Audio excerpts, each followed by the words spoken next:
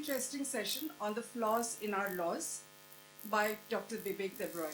May I start by requesting Mr. Vivek Sharma, our columnist, to welcome Dr. Debroy with a bouquet of flowers, please.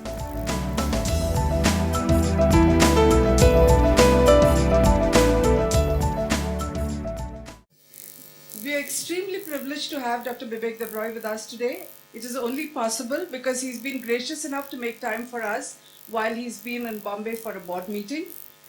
And he agreed to stay back. So thank you very much for doing this for us. And I now invite my co-trustee, Devashish Basu, to introduce Mr. Debroy. Good evening, everybody. Dr. Debroy is a top professional economist whose knowledge spans an extraordinary range of topics across economics, law, and, you would be surprised, Indology. Since March 2007, he's been a professor at Center for Policy Research, New Delhi, and since 2009, a visiting honorary research fellow for the Institute of South Asian Studies at the National University of Singapore. He began his career with a research interest in economic theory and around 1983 moved towards empirical research on the Indian economy with an emphasis on inequality and income distribution. From 1987, his research interest shifted towards international trade. From 1993, he has researched the need for legal reform when he worked as a director for a project called LARGE, that is Legal Adjustments and Reforms for Globalizing the Economy. Dr. Debroy's wide scholarship has yielded dozens of books, papers, and popular articles. He now writes for the Economic Times, and some of them are unfortunately out of print. We hope some of these would be reprinted very soon. So with these few words, ladies and gentlemen, please give a rousing welcome to Dr. Debroy for today's evening. Good evening, ladies and gentlemen. Let me begin by thanking Moneylife, and in particular Shucheta and Devashish for having organized this and for having invited me to speak to you today. They've been very kind. Devashish has been extremely kind in the introduction. There is one aspect on which they dictated, which is the title. Had I been left to my own devices, I might have thought of something less catchy. But they dictated the title, and they also said, please do also talk about old laws in India. What I will therefore do in the course of the initial 45 to 50 minute presentation is ramble, and I'm deliberately using the word ramble, on issues of legal reform in India. With a focus, of course, on old laws. And I will begin with several anecdotes. So let me begin with those anecdotes, and I will then knit together those anecdotes into something like a conceptual structure. This was the year 1993. This was the year 1993. The finance minister was Dr. Manmohan Singh. I was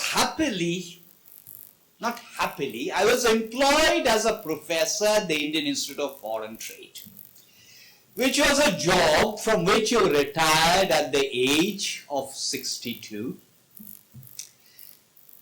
I've been teaching there for about 7 years. And I just got bored. That's why I said happy and then corrected myself. And I just resigned. So my wife said, why have you resigned? What are you going to do? I said, I don't know. I'm serving out my notice period of 3 months. And I'm sure I'll find something a little bit more interesting than lecturing students on international business. when I get a phone call from a gentleman named Dr. Ashok Desai. Dr. Ashok Desai was then the chief economic consultant to the government of India. And Dr. Desai says, come and meet me for lunch. So I turn up to meet Dr. Desai for lunch.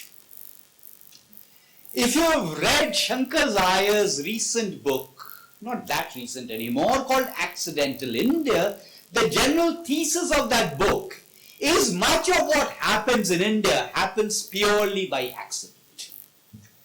Do not assume that there is necessarily any coherence. In the year 1993, there was a professor of economics named Professor Ashok Rudra. Ashok Rudra was a professor at the University of Vishwabharati, and he had been invited to a conference in Paris, and this conference in Paris was funded by the UGC. In those days, the per diem permitted by the Indian government system, which applied also to the UGC, was $65 a day. Ashok Rudra, being an economist, knew Manmohan Singh, who was also an economist. So Ashok Rudra dashed off a letter to Manmohan Singh saying, look here, how can you survive in Paris on $65 a day?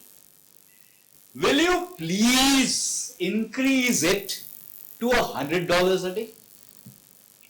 So this letter turns up with Dr. Manmohan Singh. In those days, there was a joint secretary in the Ministry of Finance named Mr. Varadachari. This file turns up with Mr. Varadachari with a note from the finance minister saying, please examine whether for Ashok Rudra the per diem can be increased from $65 to $100. Varadachari writes on that file, why on earth should we increase it only for Professor Ashok Rudra? Let us see if we can increase it for everyone. And the offending piece of legislation is the Foreign Exchange Regulation Act, section so and so of the Foreign Exchange Regulation Act. Let us see if we can repeal section so and so of the Foreign Exchange Regulation Act. This file now goes to Dr. Ashok Desai, who, as I said, was the chief economic consultant. Dr. Desai says on file, wait a minute, why should we only change section X of the Foreign Exchange Regulation Act? Why not scrap the entire FERA? This file now goes to Dr. Manmohan Singh. And Dr. Manmohan Singh writes on file, wait, why only FERA? There must be plenty of other economic laws in the country which also need to be changed. So let's try and have a research project which is going to examine issues on legal reform. And he tells Dr. Desai, find a gullible person who will be crazy enough to do this. And that is how I meet Dr. Ashok Desai over lunch. And Dr. Desai tells me this story and says, we want you to be the director of this law reforms project. I said, I need time to think. I don't know very much about the law. And he said, precisely, that's exactly the reason why we want you. Anyway, you said you want time to think. Remember I said we were having lunch? All right, I'll give you till dessert. By the time we had dessert, I had agreed. And Dr. Desai says, tomorrow please go off to the National Law School in Bangalore and have a chat with them. to see if we can rope them in, because yes, it is an advantage not to know the law, but it's also an advantage to know a little bit about the law. So I turn up at the National Law School, Bangalore. The Vice Chancellor, well, he's called the Director, but effectively the Vice Chancellor of the National Law School, Bangalore, was a gentleman named Professor N.R. Madhav Menon. To Dr. Madhav Menon's eternal credit, he did not think this was such a crazy idea. On the spot, he appointed me a visiting professor at the National Law School, and this project, large legal adjustments and reforms for globalizing the economy, which Devashish mentioned, started. This project lasted for 4 years. The book that Sucheta mentioned is not an outcome of that project. This is my personal output, so to speak. Everything that Large did was published. There were about 10 books, about 30 papers. All of those were published by allied publishers. With the new government, or as soon as it was clear there was going to be a new government, a lot of interest again has resurfaced on law reforms. And people ring me up and say, where can I get the publications of Large? And lo and behold, all the Large publications are out of print. Forget this, all the Large publications are also out of print unless you happen to find them in some library. Back to the project. Anecdote number 2. I made friends with a lot of lawyers. And I went around asking, what is the longest standing dispute in India? No one knew. All my lawyer friends had no idea about what was the longest standing dispute in India. I tried to track down a dispute which was going on in Kolkata High Court, Calcutta High Court. This was a Seth versus Basak dispute, the last hearing for which had been held in the year 1915. After that, no one knows what had happened to that dispute. So I changed my question. I said, all right, forget all disputes. Let us look at disputes that have been successfully completed. What is the longest standing dispute? My lawyer friends still did not know. Then I looked up the Guinness Book of World Records.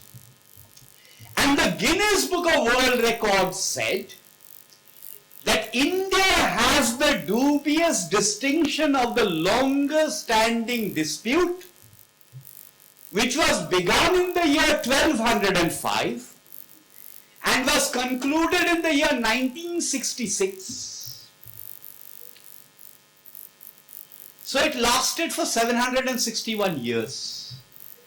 And this is a dispute that is from the village of Ambagaon near Pune, where the family had subdivided, and the entire dispute was about which branch of the family would now have the rights to worship in the family shrine.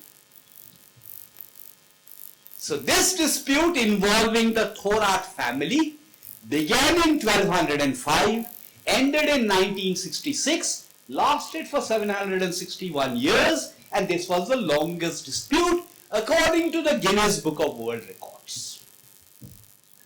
Now this seemed crazy. I did wonder. So many things have changed. Legal jurisdictions have changed. 761 years. But it was crazy enough for me to write about it. So I began to write about it in the newspapers.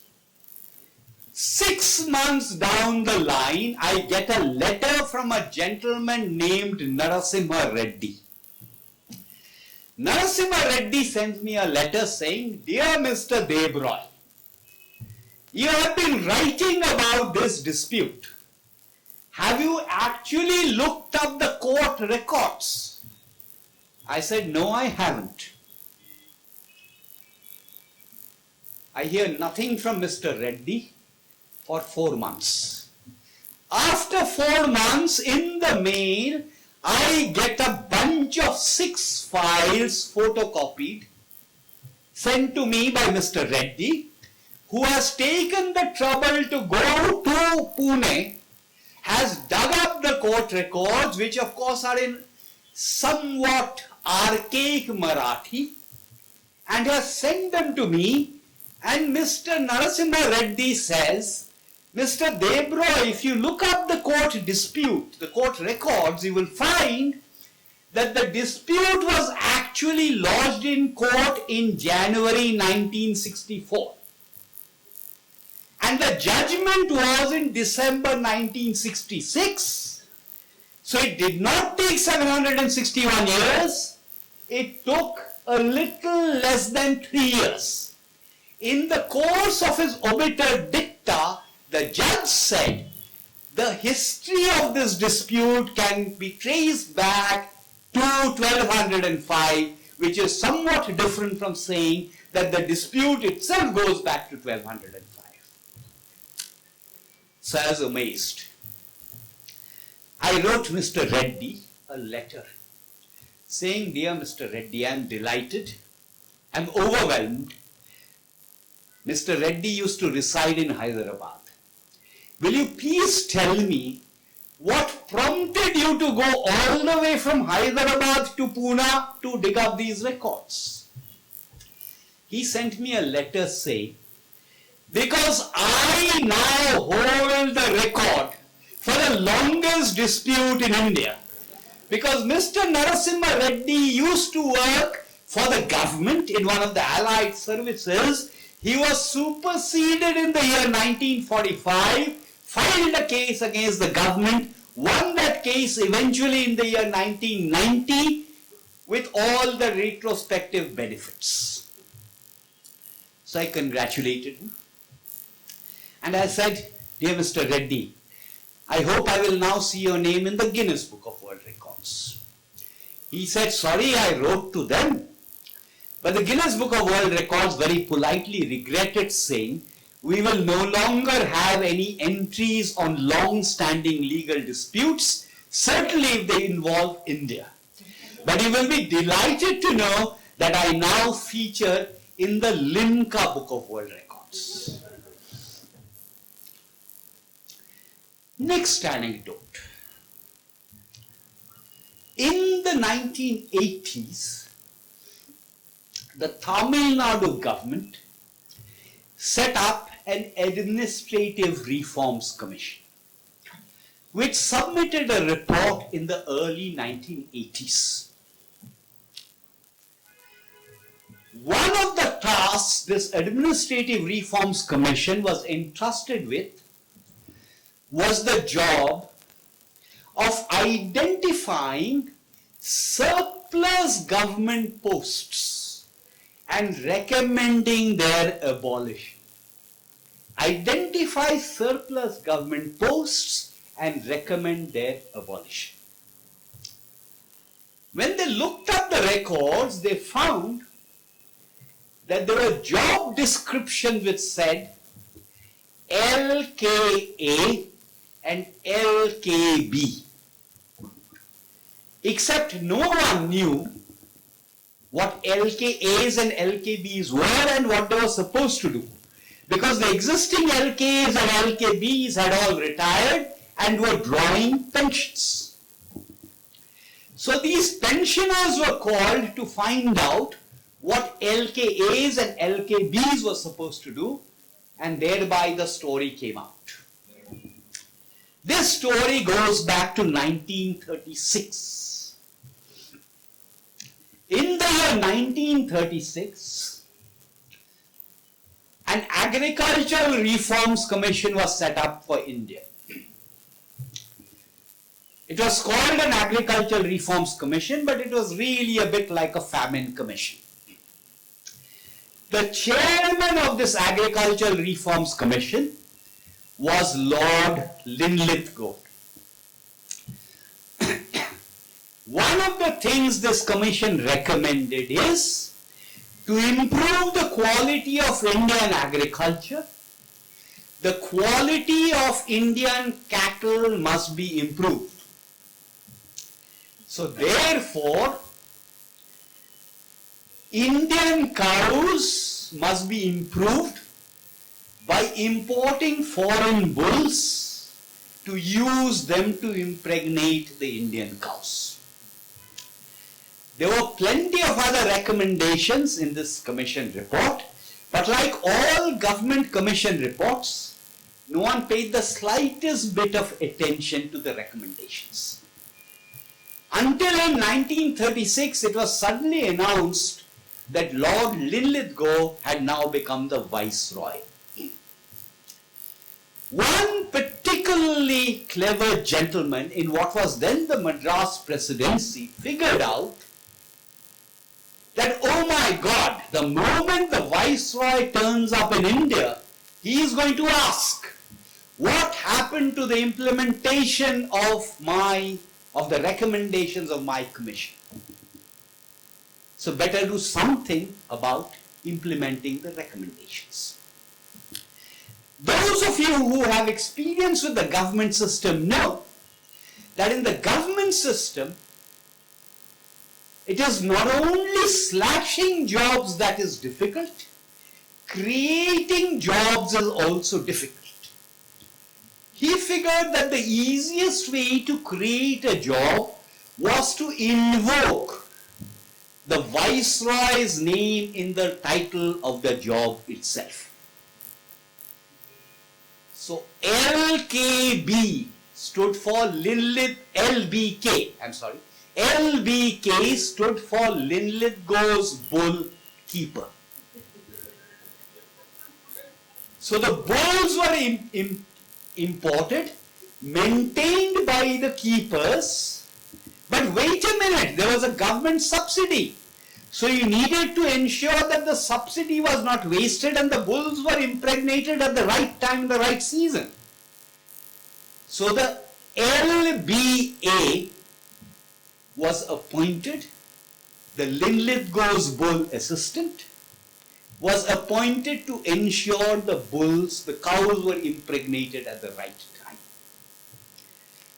So the LBKs and the LBAs, thanks to the Tamil Nadu Administrative Reforms Commission, were finally abolished in the year 1983. This was related to me by a gentleman named S. Gohan, who was a civil servant turned academic and who was a member of the Tamil Nadu Administrative Reforms Commission. When Dr. Gohan told me this, I burst out laughing. And Dr. Gohan said, "Why are you laughing?" I said, "It's a funny story." He said, "No, it's a tragic story." I said, "Why is it a tragic story?" He said, "Because we couldn't do anything about CCAs." So I said, "What is a CCA now?" He said, "At that time we did not know what a CCA was. We discovered what a CCA was much later." CCA stood for Churchill Cigar Assistant. Churchill was fond, as everyone knows, of cigars, but World War II disrupted his supply of cigars from Havana.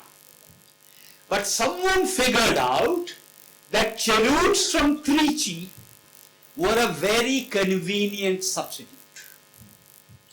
So Churchill's Cigar Assistant was created to source cheroots from Trichy and supply them to Britain for Winston Churchill. When the war was over, after Churchill ceased to be the Prime Minister, the new government decided not to disrupt the supply of cheroots for the old gentleman. So this CCA, on paper at least, continued till the mid-80s. The next anecdote concerns a very interesting gentleman. I don't know if you've heard of him. He used to be quite famous once upon a time. His name is Lal Bihar. In the course of the law reforms project, I met a lot of very interesting people, and Lal Bihari was one of those. Lal Bihari used to work as a government school teacher in UP. Lal Bihari possessed an ancestral plot of land,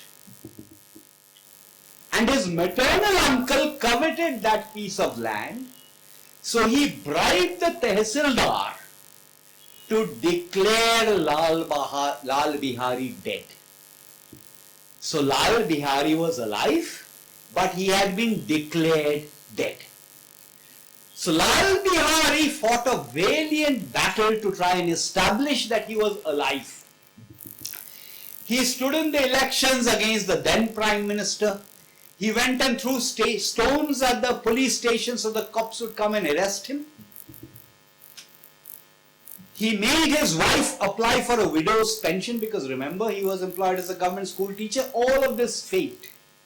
Lal Bihari could not prove he was alive. Lal Bihari then decided to do some research, and he found that there were 25,000 such dead people wandering around in UP. He thought he should synergize class action, so he set up something called Mritak Sangh, Dead Man's Association. Lal Bihari was the president and founder secretary of Mritak Sangh. I found Lal Bihari's story fascinating. So I wrote about it in all the newspapers. Fine. But this was such a fascinating story that this was picked up by the international magazines like Time and Newsweek. So Lal Bihari, who had also changed his name to Lal Bihari Mritak, figured in Times, Newsweek, God only knows where else. Some of you may know there is a genuine prize that's given out of Harvard called the Ig Nobel Prize. It is awarded to people who have done strange things. In the year 2000, Lal Bihari was awarded the Ig Nobel Prize for Peace. So he was invited to Harvard to come and receive the prize. But he couldn't go. The Americans would not give him a visa because he didn't have a passport. He couldn't get a passport because he was dead. So eventually Kundan Shah went and received the prize on his behalf. Why Kundan Shah? Evidently Kundan Shah wanted to make a film out of Lal Bihari's life. The last I knew, he had tried to persuade Abhishek Bachchan, who did not agree. So as far as I know, the film has still not been made. To cut a long story short, Lal Bihari was finally declared alive in the year 2004. What happened to the remaining 24,999? I don't know. And I have not met Lal Bihari for some time now. Last anecdote, because I am running out of time, then I have to knit all of this together, concerns Mr. Surjit Singh Barnala. In the days when Surjit Singh Barnala used to be the Chief Minister of Punjab, at the height of Khalistani militancy, everyone here will know, or think they know, cops cannot arrest you without a warrant. True, not for everyone. At the height of this Khalistani militancy, Surjit Singh Barnala decided he had had enough of this security stuff. he decided to vanish for 10 days. For 10 days, incommunicado, without telling his family, without telling the security people, without telling anyone, he just disappeared. Where did he disappear? He had studied in UP, so he turned up in Allahabad. And here was this gentleman in a flowing beard, Sardarji, wandering around in Allahabad. What you probably do not know is there is a section of the CRPC 109 which enables the cops to pick you up without a warrant and dump you in jail if you are suspected of being, within quotes, a vagrant. And this actually goes back to the poor laws in England. And we continue to have this. So when you find your maid or your driver or anyone poor being picked up by the cops, that person is being picked up under this section. So the cops picked up Surjit Singh Barnala and dumped him in jail. When something like this happens, the law says the cops will release you if you can find two independent, credible witnesses who will vouch for your identity. So they asked Surjit Singh Barnala. He scratched his head and said, I can't think of anyone else. Wait a minute, I just thought of one person. Mulayam Singh Yadav, who was the chief minister of UP then. The moment he said Mulayam Singh Yadav, the cops began to beat him up. Surjit Singh Barnala, of course, is a trained lawyer. So as soon as this happened, he switched from Hindi to English and whatever. So he was eventually allowed to go. But he wrote a fascinating book about his experiences called Escape to Something. It was published by Penguin. A short one about what happened in the course of his disappearance. Now let me knit all of this together. If you look at the dimensions of legal reform in India, it's like a huge black hole. Where do you end and where do you begin? There are estimates that have been done for what they are worth by the World Bank, which suggest if we can fix our legal system in all of its various dimensions, there will be an increment of 1.5% to GDP growth. All of such estimates need to be taken with a pinch of salt, but for what it is worth, 1.5% to increment to GDP growth.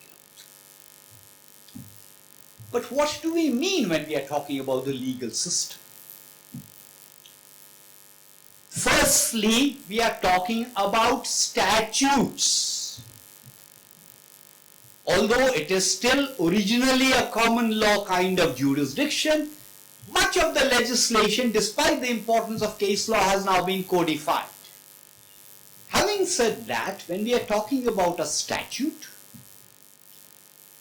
in the present system, it can either be a central statute or it can be a state level statute. Depending on how you count a statute, there are around 2,000 to 2,500, depending on how you count a statute, central statutes. And we know this because all the central statutes have been brought together. How many state level statutes are there? No one knows. You will find a figure which says 25,000. Several people cite the figure 25,000.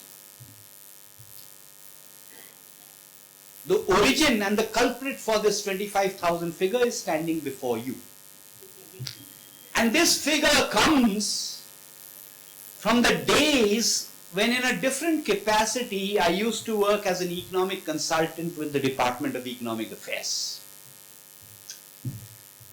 And there was a certain figure where, nothing to do with law, where the growth this particular year was supposed to be 10.5%. So I called the deputy economic advisor and I said, how did you get this figure of 10.5%? How the hell do we know it's going to be 10.5%? He said, sir, this is based on the ceiling method. I said, what on earth is a ceiling method? I've done a lot of statistics and econometrics, never heard of a ceiling method. He said, this is what we use all the time. So I said, what is the ceiling method? He said, sir, essentially you look up at the ceiling and think of a figure. So the states, for the central government, we have a compendium on all the statutes. It exists even in soft form. It's called India Code. States, you don't know. So while this law reforms project was going on, I got access to a listing of all the statutes for the state of Orissa. And for the state of Orissa, the number was 1015. So I just sort of multiplied by the 1015 by X number of states and came up with a figure of 25,000, which you will find people citing without knowing the background. So maybe it is 25,000, maybe it is 20,000, maybe it is even 40,000, no one knows. The first element of statutory reform is what both Debashish and Shucheta mentioned, old laws. We have several old laws in India. The earliest ones in India, even now on the statute books, goes back to the year 1836. We have about 150 laws that go back to the 19th century. We have another 200 laws that are pre-independence. Logically, you would have expected that with independence, with the enactment of the Constitution, someone would have systematically taken a look at all of these old laws and recommended their repeal. The only time this was attempted in a very unsatisfactory fashion was in the year 1961. After that, we had to wait till the year 2001 for some of these old laws to go. Some people say there are old laws in other countries in the world also. Of course there are. In London, I don't know how many of you know, the taxi cabs are still governed by a Hackney Carriage Act. The Hackney Carriage Act in London says that the Hackney cab must carry enough hay for the horses. So on paper, the taxi cabs in London are still supposed to carry enough hay for the horses. The difference, of course, between London and here is in London, no cop is going to call up a taxi cab and harass the taxi cab saying that, hey, look, you're violating this particular piece of legislation. Here it happens all the time. There is something called the Sarais Act, which goes back to the year 1867. For those of you who do not know, the Sarais Act governed these roadside drinking places known as sarais. And the Sarais Act says that if you are a sarai keeper, you must offer passers-by a free drink of water if they should ask for water. Not very long ago, a 5-star hotel in Delhi was prosecuted under the Sarais Act because it was not giving passers-by free drinks of water under the Sarais Act. So on the old laws, one problem is they are used for harassment. The second problem with the old laws is that these different pieces of legislation have been enacted at different points in time. So the definitions are different.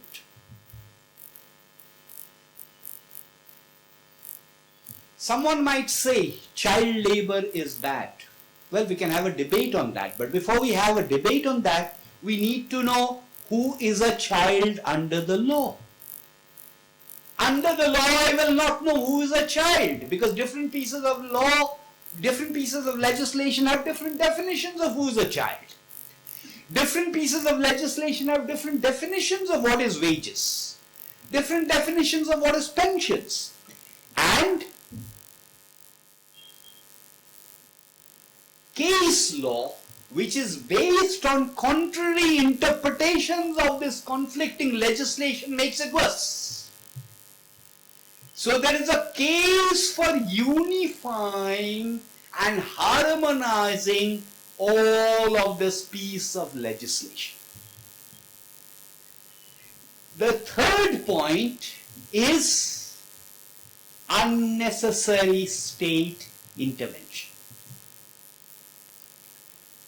When I said law, so far I have suggested only statutory law. But there is a whole variety of law that is called administrative law. Administrative law consists of government orders, rules, regulations, circulars, which are sanctioned by the statutory law but are enacted executively. Let me give an example of that. The Factories Act, 1948. The Factories Act is about safety in factories. Fine.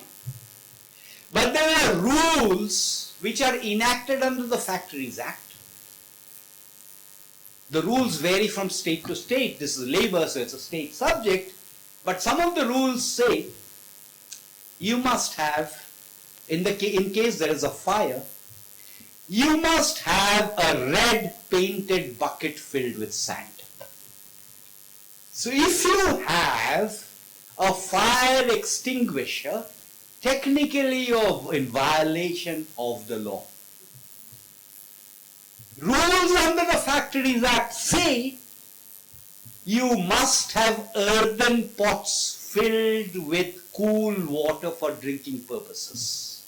If you have a water cooler, that's a violation of the law. Rules under the Factories Act say that your walls must be whitewashed. If you have distemper, that's a violation of the law. To add to that argument, there are 47 different central acts that have something or the other to do with labor. Under these, 37 inspectors can descend on you and demand to see your records. And except for the Payment of Wages Act, there is no piece of legislation which sets a time period. The Payment of Wages Act says 3 years. Otherwise, the inspector can descend on you and say, I want records that go back 20 years. And electronic records not accepted. So that's the next element of the law reform part of it. Unnecessary state intervention. In many states, there is something called the Delhi Shops. There's something called the Shops and Establishments Act. In Delhi, we have something called the Delhi Shops and Establishments Act, which says this side of Najafgarh drain, the shops will be open on this day. That side of Najafgarh drain, I'm not open, closed. That side of Najafgarh drain, the shops will be closed on that day. Is this something that we really want the government to decide which side of Najafgarh drain will be opened on which day and when not? The last element of legal reform, and I'm nearing the end if you're getting impatient, concerns speed of dispute resolution. The Thorat kind of example. Essentially, 2/3 of the backlog in cases today, again depending on how you count, depending on whether you're talking only about the judicial system or the quasi-judicial system also, is almost 40 million backlog of cases. The bulk of which is concentrated in lower courts. Just to give a back of the envelope kind of sense of the judicial backlog, about 2/3 of the backlog is of criminal cases. 1/3 civil cases. Civil cases are more concentrated in high courts, criminal cases more in lower courts. The simple story is that on the civil side there have been a lot of improvements. Simple story. On the civil side there have been a lot of improvements, particularly after amendments to the Civil Procedure Code in 2001 and 2002. But it's on the criminal side that reforms are still held up. However, on the civil side, let me mention one particular anecdote. This anecdote concerns a gentleman named Manubhai Shah, who was very important in India for the consumer movement. Set up something called the Consumer Education and Research Center in Ahmedabad. In 1977, Manubhai Shah wrote an article in the Hindu criticizing the LIC. The then chairman of LIC wrote an article in the Hindu contesting what Manubhai Shah had said, and Manubhai Shah wrote another article contesting what the chairman had said. LIC has or had a magazine called Yoga Khema. In Yoga Khema, LIC decided to print the then chairman's article. Manubhai Shah wrote a letter to LIC saying this is not fair. If you are going to carry his article, you should carry both my articles, because his article has references to my article and my second article has a rebuttal. LIC wrote back saying, sorry, Yoga Khema is an in-house publication. We do not carry contributions by outsiders. Most ordinary people would have shut up. Manubhai Shah went to court. Won the case, LIC appealed, it went all the way up to the Supreme Court until in the year 1994, the Supreme Court ruled that LIC was wrong, and in Yoga Khema they should print a letter apologizing, and also Manubhai Shah's 2 articles. One reason why in the governmental system there are so many appeals, and I'm now talking about the civil side, not the criminal side, is a huge number of appeals. Quite often, appeals that involve the government fighting on both sides. And there is empirical evidence to show that 95% of these government appeals fail. In other words, the appeals they should not have been made in the first place. However, as I said, on the civil side, there have been several improvements. On the criminal side, unfortunately, criminal justice reforms have sort of disappeared from the agenda. They were on the agenda around the year 2000 when there was the Moneylife Committee report. Whether we agree with the recommendations of the Moneylife Committee report or not is beside the point. There were recommendations, there was scope for debate, it just disappeared from the radar screen. Hopefully now to end, that the legal reforms part of it will now come back on the agenda. Why do we have a government? There can be any number of reasons. But the reason citizens worldwide elect a government is because the primary responsibility of a government is law and order. If a government cannot deliver law and order, it will fail to do anything else. That's the reason legal reforms, civil side, as well as the criminal side, and when I said criminal side, let me also mention police reforms. All of that is so very important. There used to be a gypsy curse, and remember, gypsies are supposed to have originated in India. There used to be a gypsy curse which said, may you have a judicial dispute in which you are in the right. Unless we correct this, not the curse, but unless we correct the system, all talk of GDP growth, etc., to me, given my biases, does not sound particularly plausible. Thank you very much.